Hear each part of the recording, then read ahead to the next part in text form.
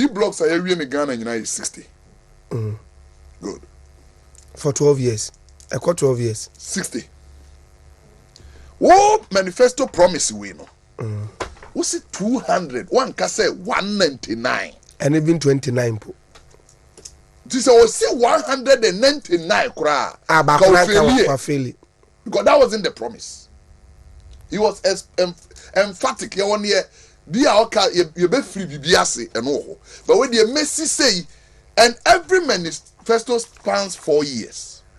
Obedru ye no, ono asan ka kire say wa chiche ma fibi obesi 50.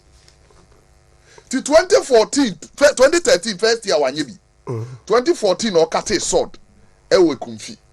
Professor Mills Krum. Na ya na no kro wie. And the but all corner na Kwame Alobi and a headmaster. Nti and is Kwame Alobi. Yes. 29 owie. Ofeli ho. What the 29 for 200 na a 14.5%. Ne major campaign promise no or deliver 14.5%. Na do dan kwa Akufo-Addo. Major campaign promise anaga na ni bia nim a free SHS. Or deliver 100%. On a major way. Good. And na ne yaba say ye koko election bill. Well, lose to 2016. Why do you suddenly change your principle? Has John Mahama now realized, say, education and free SHS will not destroy our education?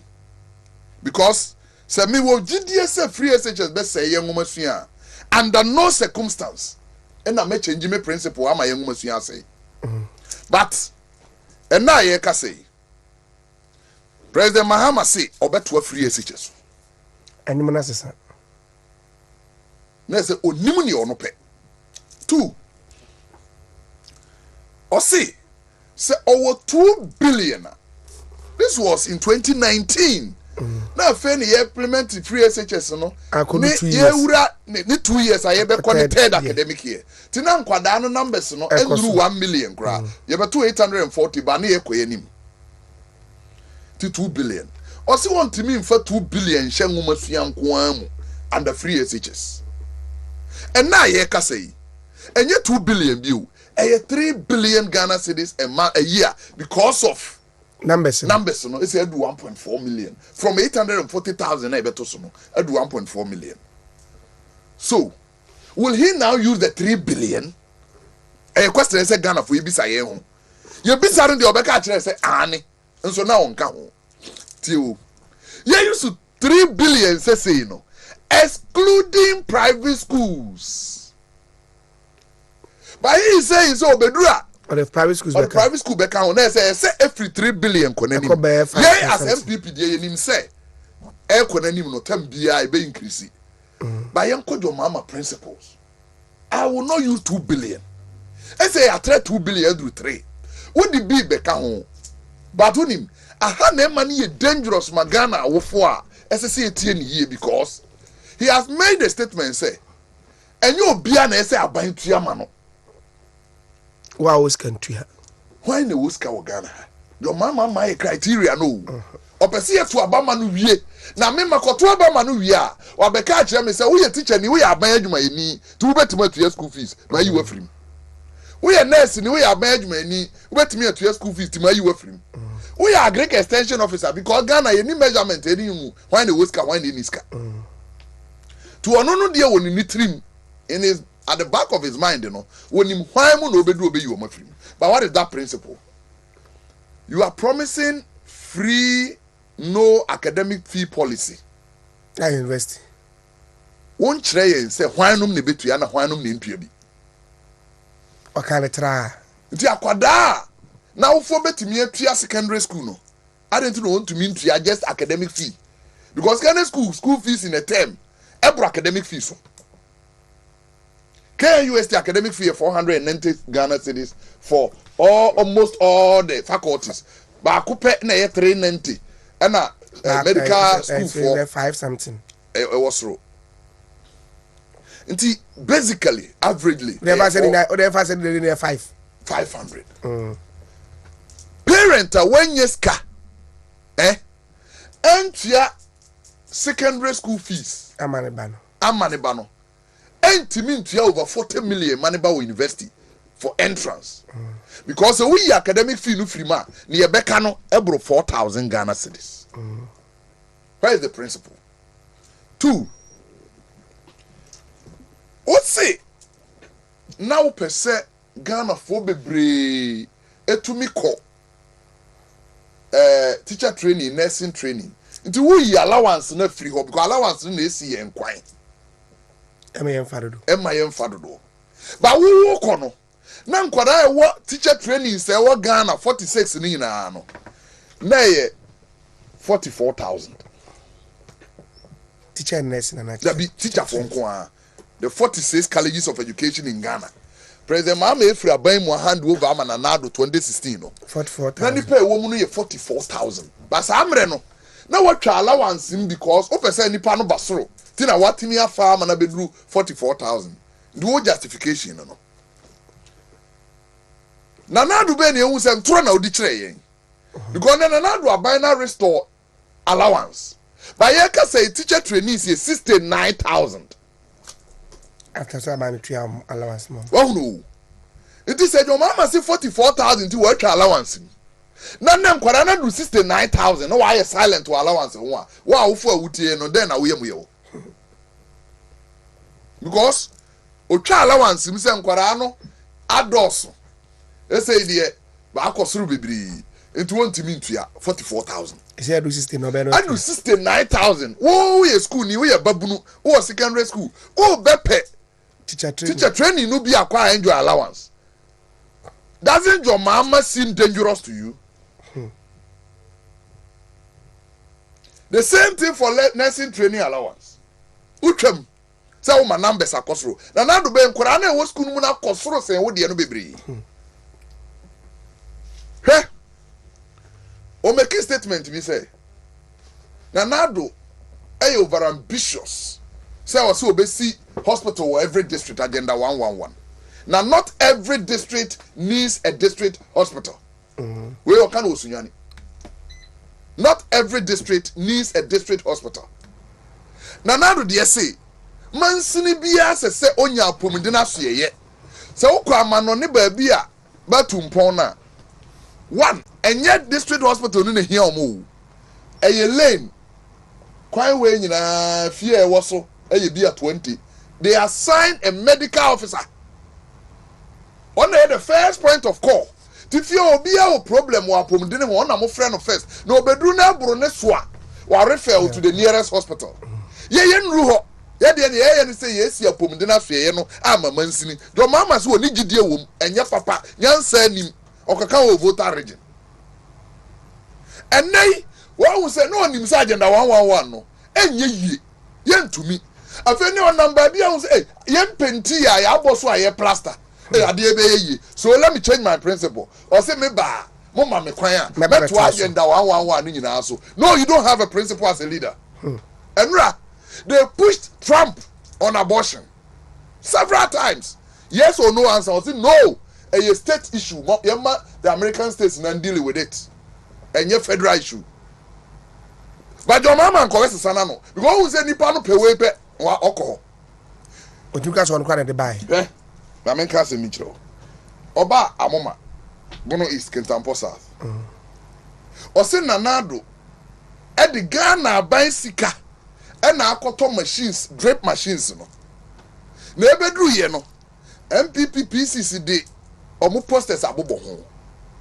Na enye omu bottom ska, enye nanado bottom ska, enye ba omia bottom ska.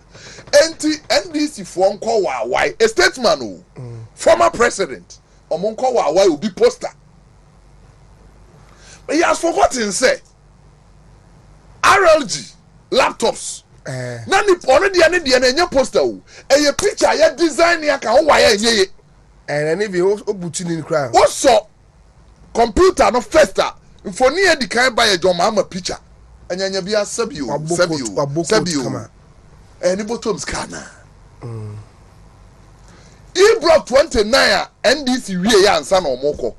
There is not a single one omu bia na John mama picture kese mo. E-block. Mama opa kyerɛ Ghana for so the bottom scan here signboard na billboard na ebo ho no kra no de ne picture to so ma twere ho Mahamas e-blog me say until na make sure say you discuss the principles of leaders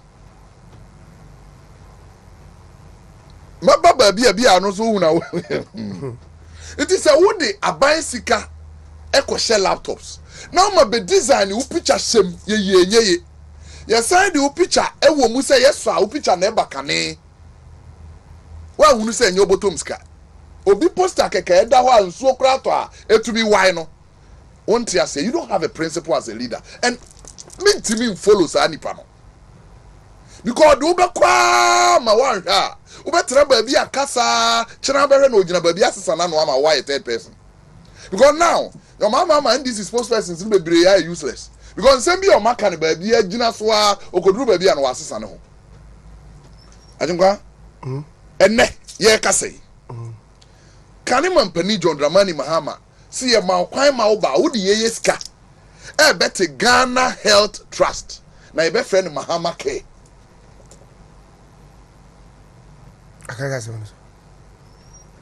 This is the abridged form of their manifesto. Our manifesto. Abridged manifesto. 2024 then. Ni why in anu. That is what main manifesto no ntimi ma abonten. Asa. Yanko page 23. Wakasa asem na wakai no. Heading no to further ease hardships we will introduce various social interventions to alleviate the current economic hardships and protect the vulnerable. This will include the Ghana Medical Care Trust, Mahama case. We won't we may one of them. What kind I read on Namina Walker? Now I know the Ghana is cannot be. And I the former president for you.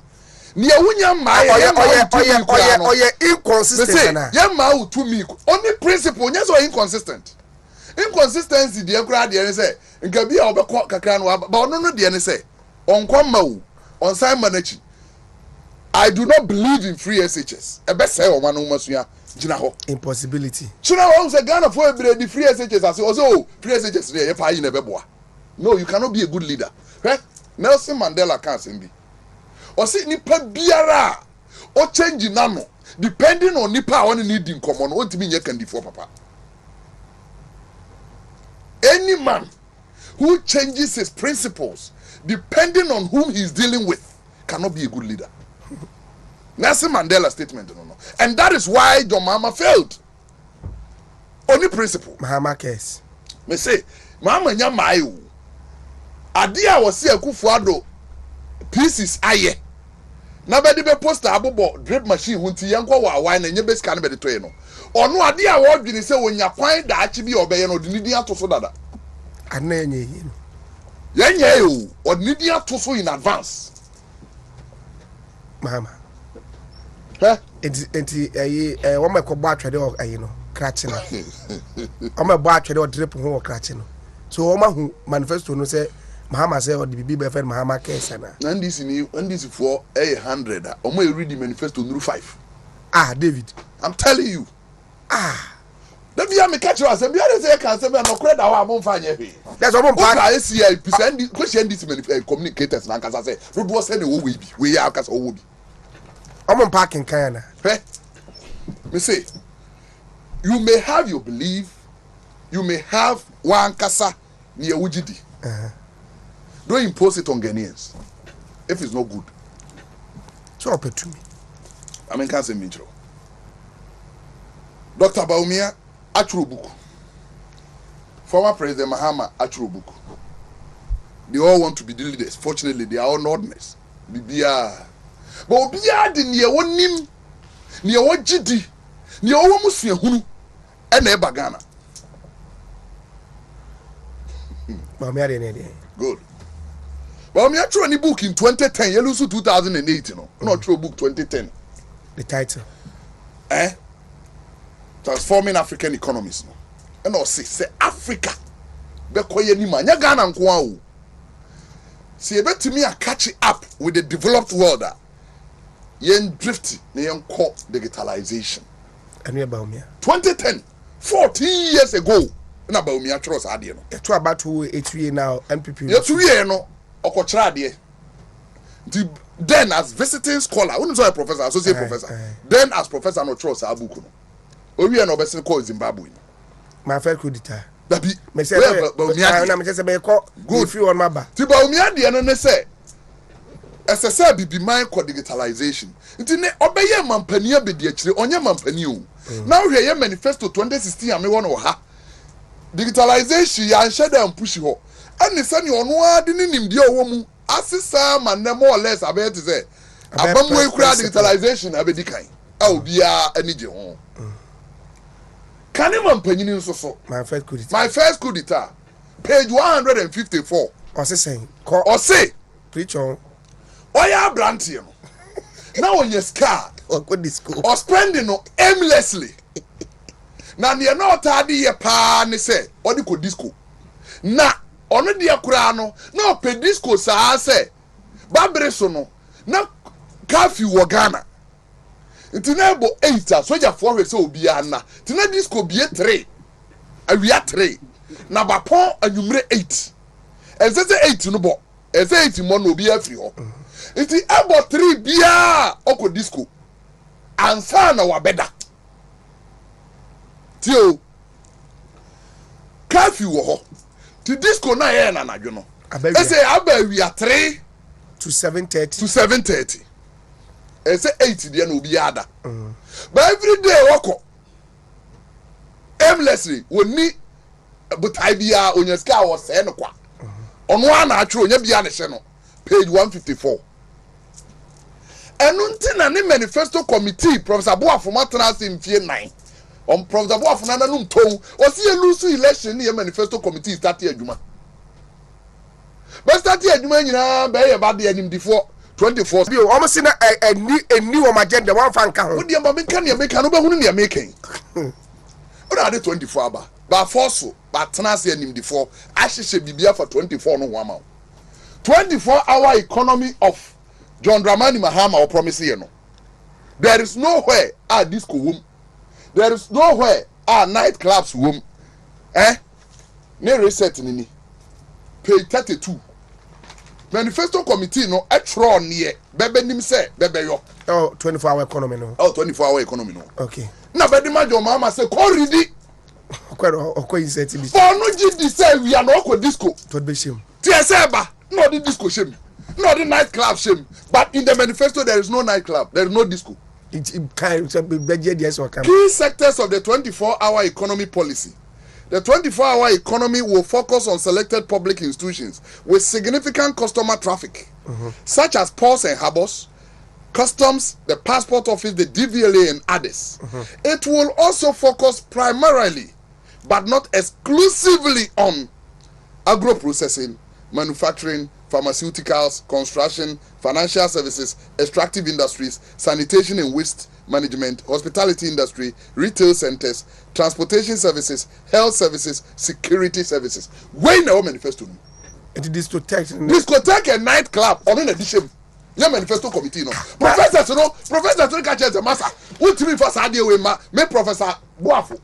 Me draw manifesto, me fanko shame say be 24 hours nightclub. Imagine ho. Anani je wona fasa. But ono ye babunu no. This one work up. Minim so ati na me kire ya. Che say ba umia ye babunu no. Osua computer. Osua niam hyehyeye. Ti ba umia se obema ne abafu computer magana niam ye nyina ye mre. Your mama no to on computer no ohuna de kro. Amanfo osua computer no no na ayi disco. Awia 3, awia 4, awia 5, anwumre 6, 7 what this go bro. So I say, onu nyame o, onu ni book no, wa wo bibia no be page 154. Near ya wo hopa where da ye painful no say no onye scar or spending aimlessly. Onwe ho no say no. So now, yeah Dave, back am ya di bi ma ho. Boss ebo tornado asem na yenti yeti tornado akasem bi pa na asem na tornado kind of we are supposed to be social democrats, for God's sake. And what do social democrats do? they consider policies and programs that inure to the benefit of the wider and larger majority of the population rather than contribute to what is happening, elections being a ritual for the circulation of elites. I stopped attending NDC congresses as far back as 2000 because our congresses never extended to the discussion of policies and programs. It was only for elections. Elections of party officials and flag bearer who and RAZ Ramatas and NDC in Congress and you know the papa be a bemomaya tumponda. Debbie. Do a jaco. Aye. So you see, I am this new. Panyirinya NDC your mama no Debbie. Where mu yabo mu ministers no na your mama call Rollins if you onya konwa ntraso. Debbie. Toniedu is among the first batch of ministers Rollins worked with. Deputy Defense Minister. Aye. The already we jam Congress only Rollins or no part say Rollins free power no. Adwene bi ene NDC mbio. No jaye.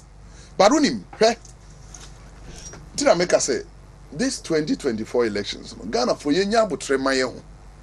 Na yenti obia. Yenhwe obia niwe, yenhwe obia suban. We said Dr. Baumia launch MPP manifesto. Or if you know making 7 February statement. 72 points, 70 points. Every platform obejina so no. One of the points 2 or 3 or 5 and all 5 is plenty. But she said it developed into a full booklet manifesto. Free say a manifesto babontin. Dr. Baumia jina platform biya so say okasa say him for anim, say asofo anim, say party mabuna anim. Obey near efa mo ho. No one more di ho nkomo. Ofen NDC manifesto a. Any babia say easy ene ebe wi abam. But former president jina platform so a obekire ni manifesto mu no easy no twa mo. Don't be called demonstration ti. He Azungwa yen call the second yen free principle no. Me catch you say your mama the president pen. Now, on make promises to this country 280 a Tamara president nana. Over pre-president 2012. President Mama made 280 promises. And so why say or they be our boy Akufo-Addo to say or make promises akesi. Yeah, you mean book ni.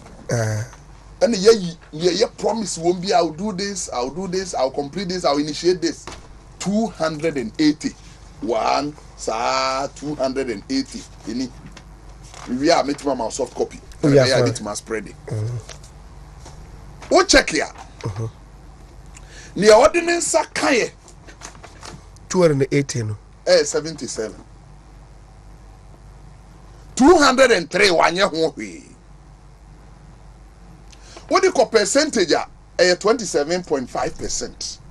They are running, they are 28%. To make a huge booklet, say manifesto.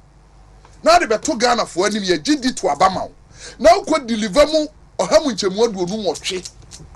But on Mr. Professor Nana Joe Pokwa, so all UCC no. Now we try 49 crowd failing. So to get 28, a complete failure. Why we are at him. And the year challenge you almost say, yes, you see 2016 and 2020 manifestos are there. 2016 you deliver 83%. 2020 you deliver 80% so far. They should come and challenge us. If said Dr. Baumia meeting the press, and this in Libya out. That is the day we brought this out. Dr. Baumia they can make it statement. Ni ya to ho. About Obia person be dinanim. About why? Mama about. Say. Asiba mwa bekasa so be oroso. And I want it. Asema okani mu no se okasa rororo ne se okasa slow no enyi question bia no question yi ano ne se okasa slow no wo so ogina bonti okasa tata se machine gun But obejina ho no de okasa boko no or the baako to dwa se ne be obetini yi. So we make it 280 promises. We deliver mu 77. 28%. Keri na be challenge say da bi. Me so mama me nkora na transi aye mo de anu nyina. Wo so mo deliver say. That is where intellectual discourse. Oh boys ya do me ye mahamani ya kura. Eko. Boys ya do me mahamani nyo. Me say intellectual discourse. Say ne ye no ne say. Me ye baako. When you went to man to me anye mi no anka ho. No abekire say man to me anye bi fi say we ntra. And a friend intellectual discourse. Obi dia begina ho aka kire o say wo gyina Ghana fo anim hye yembo. Ahanu adu wotwe. Uye mu adu osonson. Di osonson no kura nya nyina na ye. Ye wie na me say come back. Ne obonsa me de pen afa ho bia wanye. But we gave it to them. Do we answer baby ye green no and ye the mom say delivered. But na me ma back 15. Offer ne manifesto we are 15. Review the capitation grant periodically to keep pace with cost levels. Ye trust say delivered. No, 4 years of the mama capitation grant 1 peso akranka ho. But he wrote to us Ghanaians, say he would review it periodically. Say niyama boy kosoro no, ene no befa. No wonder say natural kwa short. Because the Professor Mosi in 2010 no, ene na anado beto so. President Kufuor free power. Na capitation grant here 30,000 na 3 cities. 2010 na Professor Mosi increasing by 50%. And na a call 4 cities 50 pesos. And no na anado beto so. And na first year 2017 budget here they call 9 cities. 2018, he had called 10 cities. This year, can say 15 cities. But the 8 years of NDC capitation only increasing by 50%. By year 8 years, no, you increase the capitation grant more than 100%. The next, school feeding. He is the worst since the inception of school feeding. He is the worst. Honestly, the shebo school feeding ho. Mampani bi ani wa obekwa. Obi a manifesto mo tro we will handle the school feeding to make our case better.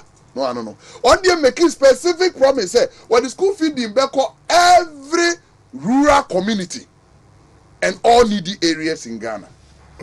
President Kufuor the school feeding by free power no. Now correct the school feeding is 600,000. Prof Mos 4 years. Or Konan Kwarai the school fee 1.2 million. Your man free power, Nan Kwarai the school fee 1.6 million. President Kufuor 600,000. Professor Moss 600,000. Look when you're full 4 years, 600,000. Your mama full 4 years or the 400,000 in the account. And now you can say Kwarai the school fee 4 million. Now Nado, at the 8 years, no, I didn't Kwarai 2,400,000 in the account. Yes,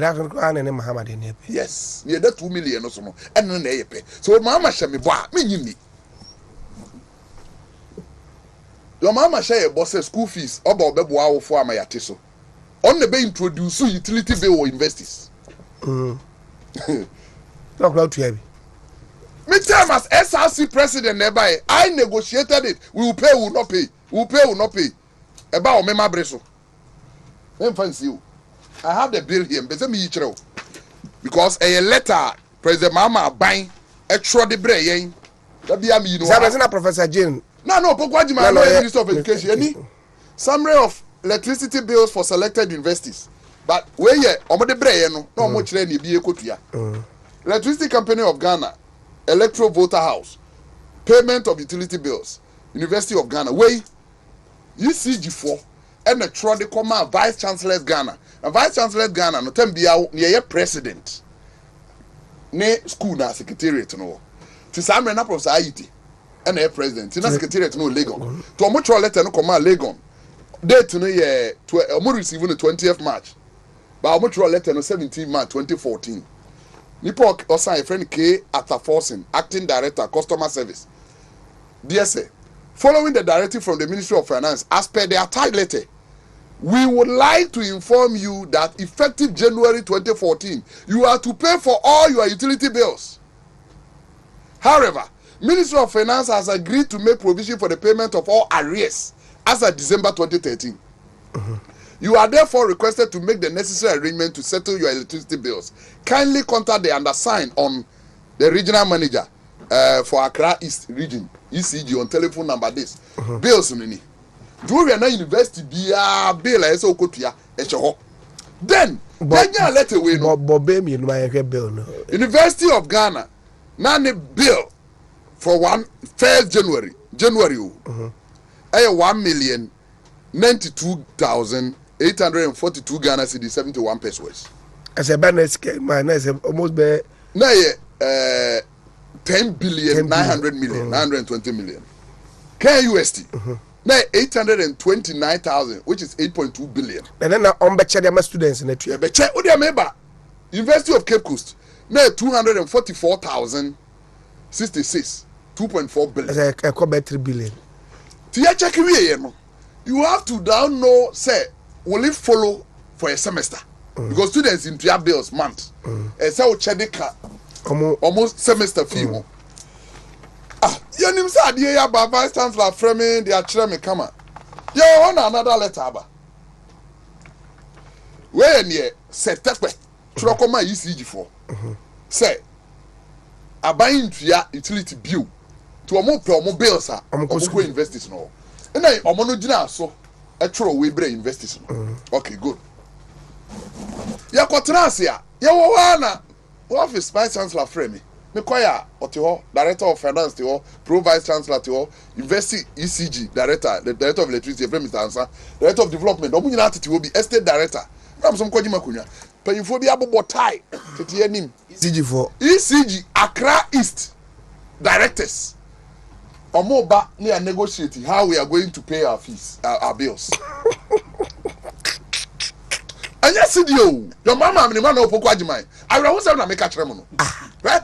We sat. Yeah, bill our students.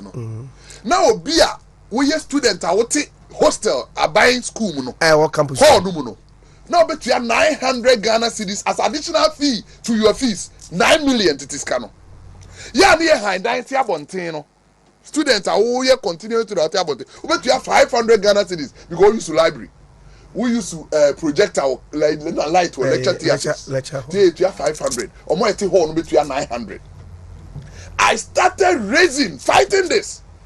Something to ask you because now, as MC say, those days, now they were expecting 3 universities to lead: KUST, UCC, Legon.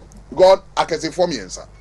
Unfortunately for me, Legon SRC president NDC, KUST president NDC, Legon SRC president there, Mimi mate. Ono na newoye K2 North NDC candidate Edem Agbana former deputy youth organizer maybe okay a UCC no na Legon they could not talk na guy no okay dear friend Fuga Kokono Kewa NDC na me kwam ye MPP ni na no mo fighting na students in there hwemani ana mo so dey no kafa ho they wouldn't talk. Hey, me say, Okuja to a black inviting all leaders of institutions in Ghana. That's no university. No, you're deputy education minister in charge of tertiary. On the Accra International Conference. Yeah, me can say. And you're quite say. Or be convince why we should accept to pay the utility bill. Or no, be can be a fan I win. He was pushing it. Opa Obia Utebia Google. Okuja to on student utility. Or say a yes, ye betia. Near starting a Samarinum, because ultimately, or mine will be a bit here. That could be Beba, Tianya by Yonsum. Me fight here, my 1 man or NDC Peninipa, my body dinner, because we are critical. Some of the mountains and Yedrono, a friend and I say assembly battler. Yeah, not many in the whole UCC council. He attacked me once. So why am I so noisy everywhere? Talking like that. I saw a yes, meaning how it takes to generate 1 watt of electricity. Pennymuno. That is the question he asked me. Do I know how much it costs to generate 1 watt of electricity? All Kasana vice chancellor Famachi. No, I didn't start to be cool because you saw say, Minya Kwayan Kameka Wasen. Yeah, okay. Students paying for utility is the way to go. Ablakwa. And then the Casa. Me say wait. November 6, 2015. And then the Casa. To Okuja to Ablakwa. And I know what push Ghana or for say, young some utility bill. Young fair on to her. Hey, President Mama promised Ghana for 3 inland ports in this manifesto. So obesi baako ewo nkwanta. Obesi baako o Gambia number 2. No wasi baako ewo Boankra. Se Boankra kwa komu ye free ya kono. Me say wanya ho hwe the 3 no wanya krokra. Krokra o. 2020 manifesto no. That is why he was planning to take it to Wabili. And now what kind of 2016 no there. No what promise say obeye Boankra, obeye Nkwanta. What can say na when you Nkwanta. Dio Nkwanta Boankra Gambia number 2. You are no can no. He promised us fishing landing size 12. Fishing post 2. 1 year 1. I say fishing 53. So they remember my mini binch answer. Then be ya em massa make kan sa keke. Page 50. I'm so for you David Boache Bono East Regional Secretary Nedin Komo na we chama utumi ka se bi se sa bono fo ne de fisheries. That no. The NDC government will introduce the Fishermen's Life Insurance Scheme. Also, by the next one. Construction of 2 fishing harbors at Elmina and Jamestown. And landing sites at Exim, Discoff, Mori, Fete, Manford, Winneba, Senyabreku, Teshi, Ada, Keta, Abotuase, and Germany, using part of the Chinese Development Bank loan. Oh, yeah. 1 year 1. Yeah, can say Jamestown. All the 14. Na do aye wie. We be Elmina. Nyame bo afiada. Senachi fiada. Na do be Jamestown. Fishing harbor. You see? I come out. But your mama tempted 1 cry. But today he's promising again. Do me. Samiti way. Let me to me king kind. Etiase. Me follow your mama da. Where you failed promises? What be count? Your mama promised. Na never dey tell the book as here we ne. Ono ne dey we ne dey. Nsem bi na make catch. Heh. So we nipa bia. Say na make no. Ne wugi di na dey adwuma. Truly. Na Ghana post offices nyina akofam. Na gu enye se ko na gu. Na gu. Wonim. Your mama adwene a wo dey promise ye ne say. Ghana post office abu no nyina agu no. Ono be change any community radios. Na waye ho mobile money joins. Na waye ho na ECG and utility bill collection points. Sorry be ya ho be busy. The post office bet ma ko to electricity ho. Bet me akọ ji mobile money ho. Bet me akọ kasa ho. Bet me akọ kasa ho community radio. Ni ono no gidi no. And one you say how can say ya? Obi a ono no be ye post office page 68. Ade David ye John Mahama no pay. Obi be catch you say, oh akon asema o kan dey oboa. Page 68 of NDC 2012 manifesto.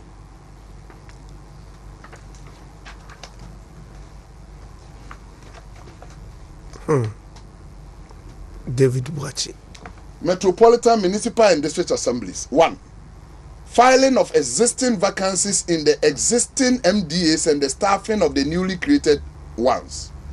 Conversion of post office buildings across the length and breadth of the country into community information centers and utility bills payment and money transfer collection points. You no kind no not doing no. And adwin we credit so. And Dr. Baumia obo ko ho no. Ya convert in the post office samana ne post office for the near kwa manone. O pese o de ade ma no busuani wa manone a o de kwa akere ananum na akoduru. Ba ne Dr. Baumia adwuna ka ho bi o ne se. Ono na breso no. Obi ankodi la copy passport bi o. Because you only nyina ho. To do mobile money phone apply. Now the phone na tu ya wo ho na post office for the abrel.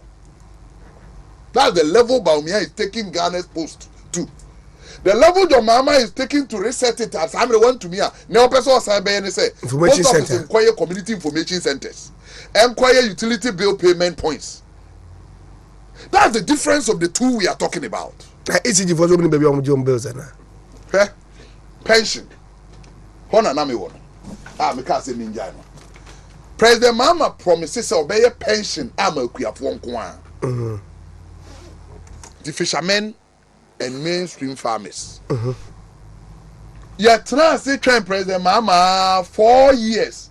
One more pension so that page 58. I think what? Some of so nya adaji can be book na bo say.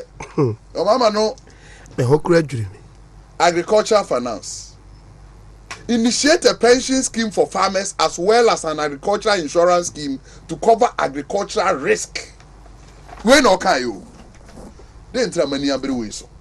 In the new manifesto 2024 then. 2024 you know. Pension promising for farmers and fishermen ko want to me. Ah want me anya no. 26. It said do the amagana nyina. Page 26. Pension. Implement money a unique pension scheme for informal sector workers such as commercial drivers, commercial motorcyclists, Okada. Okada show. Okay. Commercial motorcyclists in bracket Okada. Small scale miners, farmers, fishermen, traders, market women, creatives and artisans. Artisans, you know, carpenters ka ho, plumbers ka ho, masons ka ho, welders ka ho, fitters nyina ka ho. What promise 2012 4 years ye to abama say president. Akuafo nko awanyo. And now the Akuafo na ka ho. Na say the odi Ghana bi obi adwuma bi a ye bia including obi a otwi moto nyina obe mo pension. But my kind manifesto no 2012 the any baby and all say teachers call rural areas no be ma wo incentives be boa. Is there?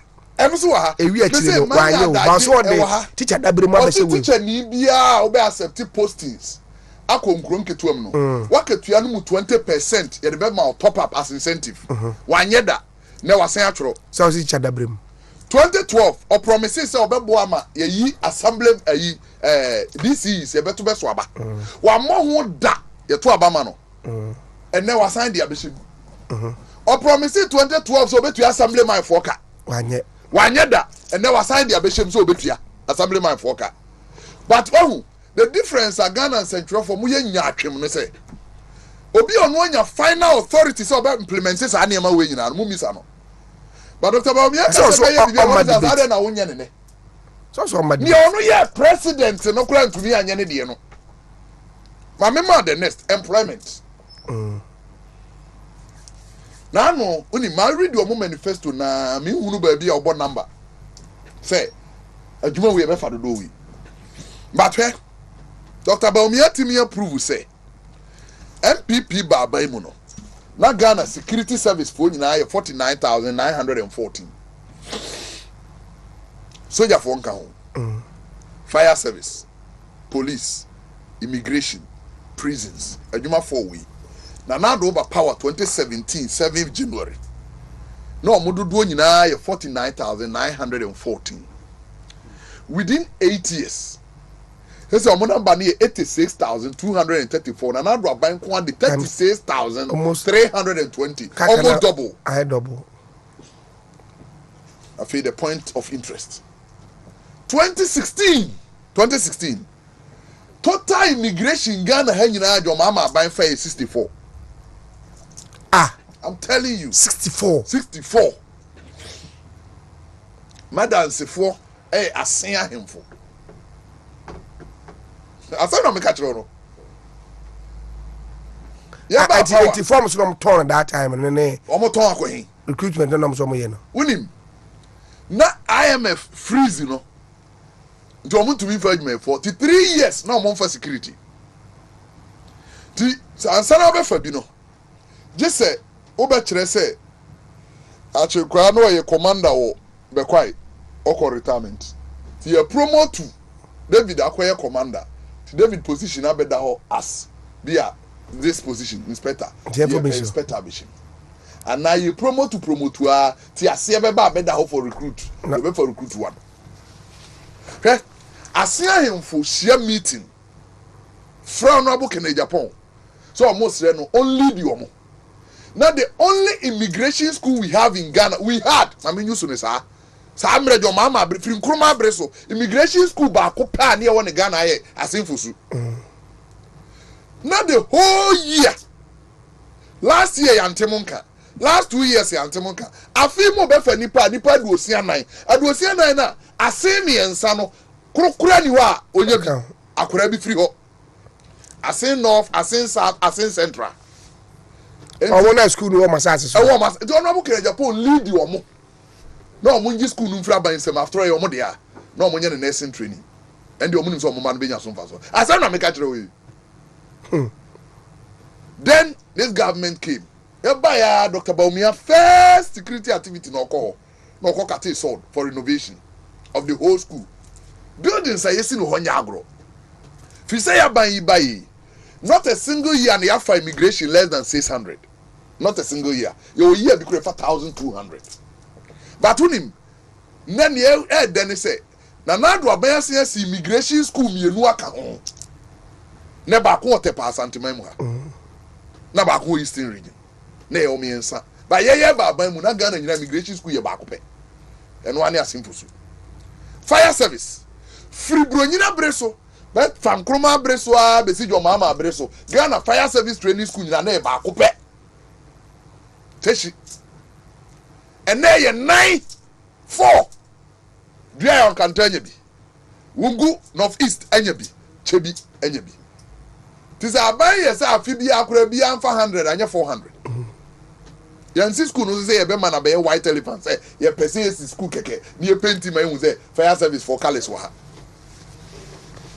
this all ye babunu na mpanyin from ye no way promise wa today as we talk in the MPP manifesto Dr. Baumia promise yen say as head of security in terms of their board or council or channel on watanasi one near mamiensa human resource this year ye ka say adwuma efo no 86,000 but the omo can say obia be my numbers bi within the 4 years of Dr. Baumia every year bia on for 5,000 ka ho 4 years into 2028 no Dr. Baumia say ne commitment obefa mabunu nko with security service police fire immigration prisons 20,000 stated black and white in the manifesto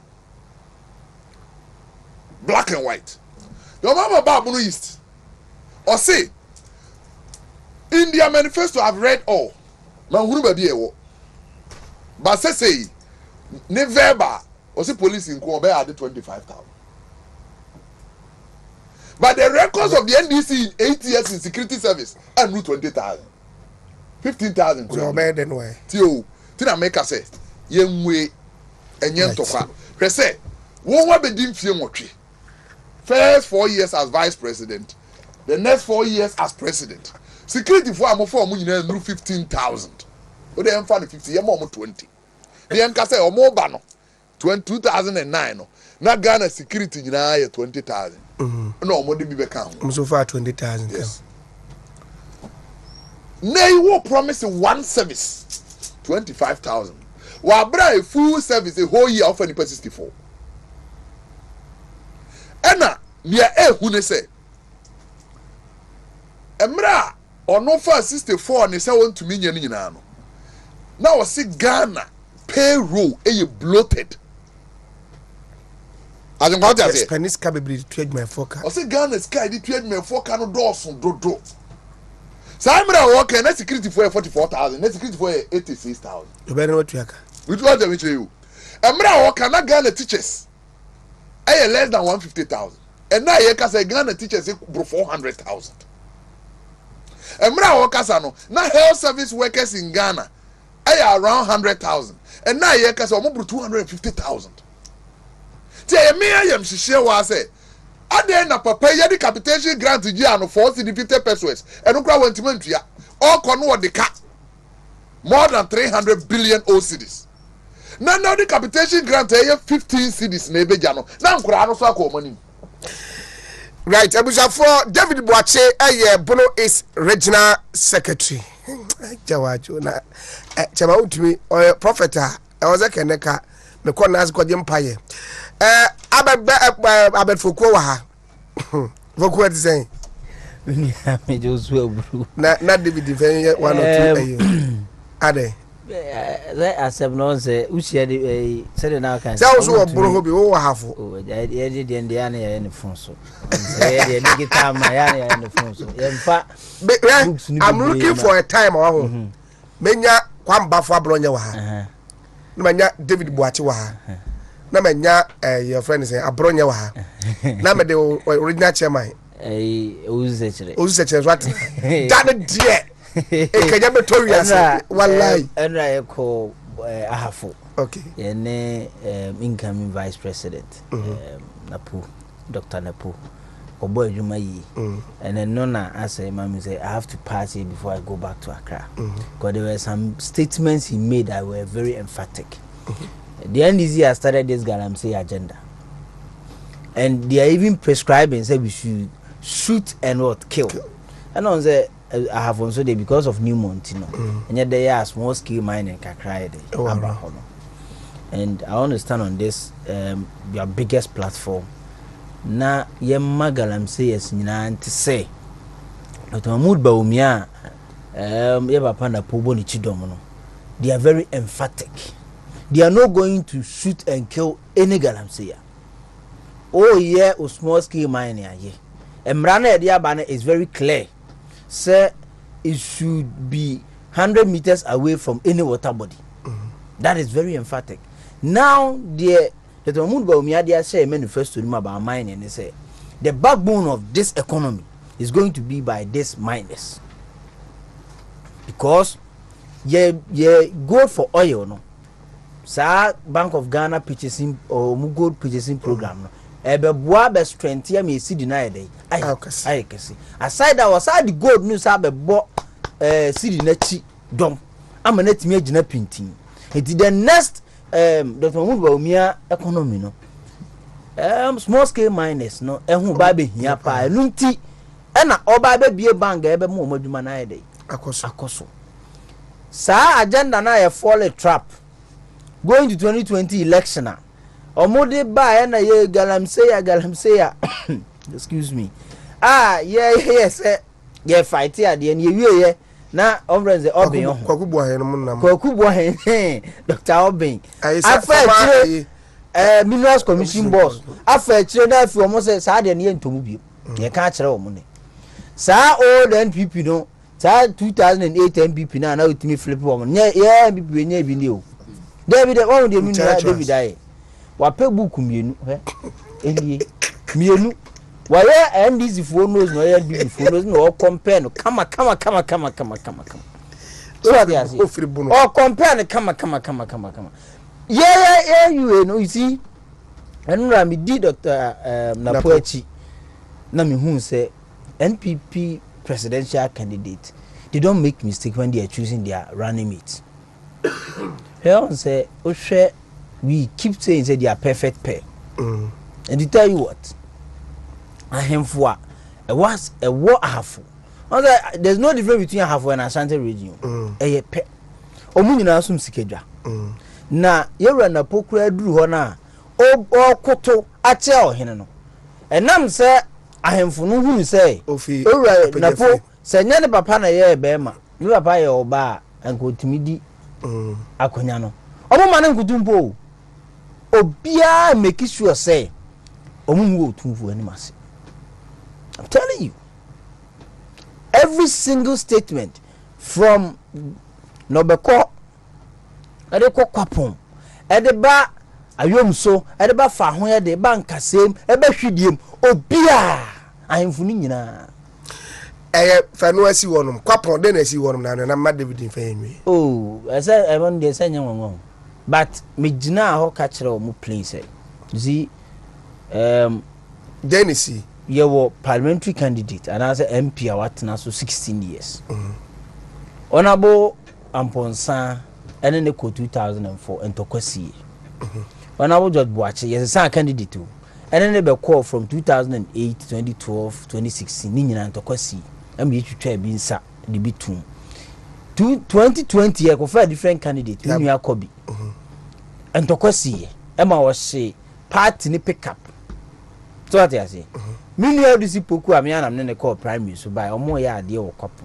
ena ntokwasa ya de ekusi but I'm sitting on this platform and telling them say me Captain Kudaba and so the security experts say NDC was na for South campaign a yebekui yebese no omo kono boko so omo je hwi biem na omo kreti ene meham biem a mimi kwakufu kwa blakwa me gina me papa Captain Koda tumi so e de curfew ato omo so no mo nya campaign was na for South biem I'm telling you na tumi now me woni baby am yeduma sorry about report him so yeduma okay eduru ha bi support nya na security oh dear eduru ha bi me say ye be make sure so omo nya campaign wo constituency because it's oba brom kasa ye be brom mama omo move step bi because tima mu fo agura ye die wunua ye niam nsia ne wom eye de wo benya de wunua bi benya de ukuro benya so what you say de o mansin o district benya de o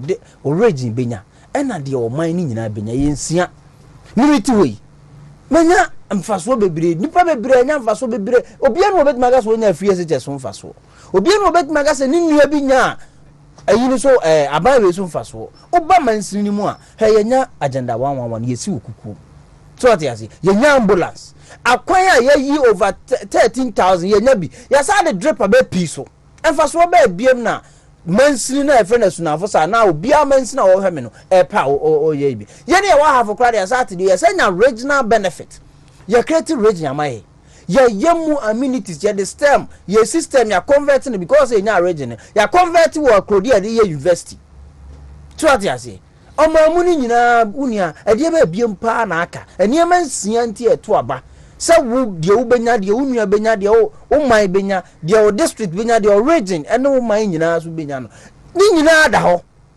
pato so ati ase wotimi aba betena so wotimi amwa ye de he aban we buy esunafo South ene ahafo ni kokoro rehabilitation programs have $500 million e no mokoje ye no ye ni nyanya 1D1F President Kufuor ba to ba ko a okono say I think that right after the 2020 election, Obama after 2020, me buy munyanya 1D1F there. Yeah, the Cocoa Reputation Program, the beba. Now, I buy 1D1F. Can you imagine, say, you try Cocoa ni bigui. FR reading labs, Mark 7,000. So 7,000 I fire. Near Tua Obia ka 500 cities. So no one on F no. So what the price 500 cities nearby 7,000. I mean, now 35 billion. 35 billion bosumi bia no na abam kukuru 35 billion e de ba district wo e betua egu nkofo account ekawa enu no LFC 2000 no e na 20 I think 2022 enu no msa ya de ne sa akofa brode edua e sa ba no so fa nipa 800 a omoji close to 1000 e beji as high as 1500 3000 e wo ho e no so wo no beko right so what you say it is omoji hwe I know there me kind of cry because yeah to enim say nyame boa de tomu ba umia we ne a asumdue gu na ye enjoy wo so na fo sa no na beto aso so what you say right say and from aboni bis bo na kodi awuo de ne 24-hour discotheque ne ba be se niema wo ho no mo a mimi ntimi ntana san kore bi eno aye Albert Fokuo David ba so wo bibia me de sam yuru na yi ya mama juma meto aso 2012 yeah na dia na obi fufuro so abetro be bisa 20 make 2012 because mra president mama de nanum sembe to ye ni agana for to abama no gitum to abama no tini o ka so be ye bia no it's a 22 what do you mean for 2016 manifesto njaje no page 55 cash crops cocoa president mama promises say obehwe say Ghana betimi process 60% of our cocoa 60%. Okono. Nani obeto so eye cocoa processing factory a Ghana haya ni wompa wanko wagu no. Wagu wanko. Tina cocoa ye process in Ghana ha enu 20%. So, what the sa aboro na mane na ho. What about 2024? 2024 NDC manifesto page 29. Rapid industrialization for jobs. Establish cocoa processing factories in cocoa growing regions such as Western North, Eastern, Central, Ashanti, Bono East, Ahafo, Volta, and Oti regions. So you'll be young kind of one, just one. About how many regions? Western 1, Western North 2, Eastern 3, Central 4, Ashanti 5, Bono 6, Bono East 7, Ahafo 8, Volta 9, Oti 10. Your mama is promising not less than 10 cocoa processing factories. Why? Wabra promising one to me anye. They also be good. Nia wano kura na ebo o man no ye be na completely dead. Na do aban na san kope bosia be che wam kuma ye preja ne bio. This a na your mama be ka kire me say me hwe ne manifesto we mu. Na wa promise say obesi cocoa processing nya factories. Yanko the next one. Na yempon.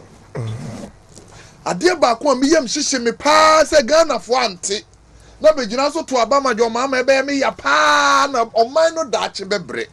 Hwe. So ka say jo mama e kono say Ghana ka nyina yese. Pese wa wo kan e de ade bi. Figure ni 120 billion. Me boy. Okay. And almost a cost of power. I'm saying na ye ka 760 billion. Meaning pa. Na me be kire wa de. Present na Dubai.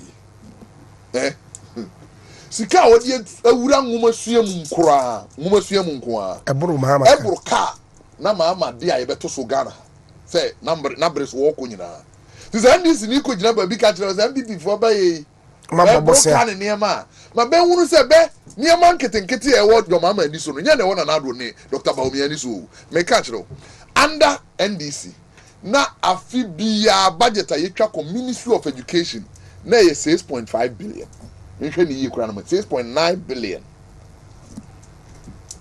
NDC under your mama 6.9 billion budget allocated. 6.9 billion.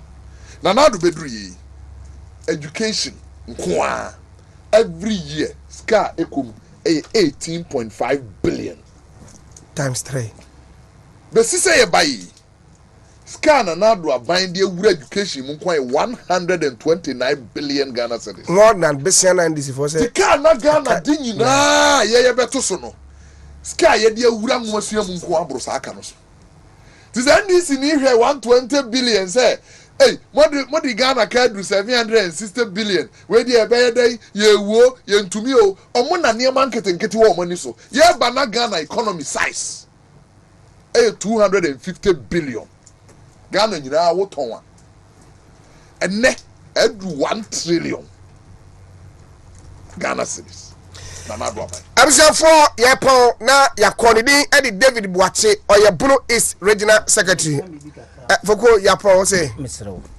24-hour economy me wo assemble ko pe kan 1 minute per 1 minute per I still way to the trust yen kan no krenche yo me hwe analysis a menua David eye na me hwe eniema o ma twere wo mo ayi ni mu a so no ready temahabo customs ne sa ne ma ne mani nyina na achemkwa me ni umi no yebitima kantam say discotheque ewe ne this 24-hour discotheque ewe ne this election o muntimi create more than 5,000 jobs through that 24-hour economy he obata my port si ya me de ho na me eduma edura na adwa custom officer bi efe no mozongo obeba no agye na tade esi wonom me say short collection be twa wo no ene den sa wa ebia wo niema no wo de aba na wo sika wo se wutua no anso na bia ya hwe won krata ni ahwe niema ni ehu ne frene ye mu akotua bia so ye frene short collection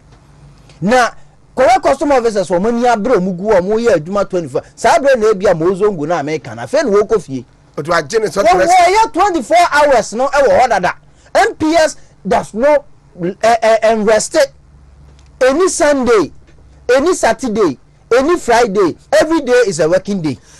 But I say, sectors now no bono. Me wunu baby a afraid you about any 24 hours. So what you say? You folk we o. Amenka bibi nchiro. And I make say NDC for na supporters. So mo read the manifesto no bo say mo panyini no dada o. Rate Debbie America same way.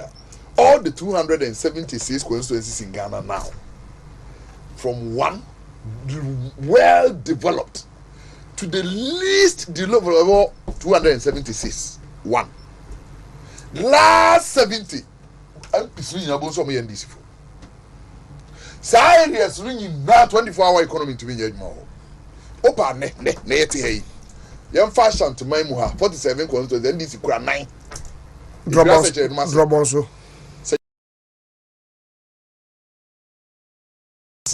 asomase tira me factory e woni wadubiase na adwuma e woni wadubiase a wo de MPP for yem pebi your mama emfa ndc for nko abebe to mind 24 hours eso nko disco na disco do adwura seched mase tira me a single adwuma e wo adwura seched mase a wo de ndc for nko amfa yesi kina ye free as 24-hour economy o betumi ayebi ko seched from place drop on so na ko tira me adwuma e wo ho a ni NDC for listing no manifesto imu ni enka ho adwoma ama na ankasa na ni gie nti aka ho nyina no kire ni wardrobe onso ne mpatamu Europe area ya be 24 hours economy ba do ba ho ba bia ya betimi ankasa nka hade kura ye try bia be aswase eno kura nka ho opa na aswase alaba fa ho anadwo se ni pedi ho wi ho sika nyina na kire ayi Bantama High Street Osu Oxford Street kore say na hotie na we say aban djuma dodo say na wo a Bantama High Street I said this free Confanoche runabout ekosi Abepo Junction chere me Ghana aban djuma e wo ho a oben 24 hours amsa for my pona yankoda ho from ya babeto na dia dia for kora me dia David Boache o teleka bet foko teleka me ni Kofi Asare from Axem kwara na me no mpremu na foko na fe so no aso de boka tem se na poso de bae bosse ba e wo MC na fe asigina kam na chi me am wo fa se Eugene so e wo MC ni Axem kwara na Kofi Asare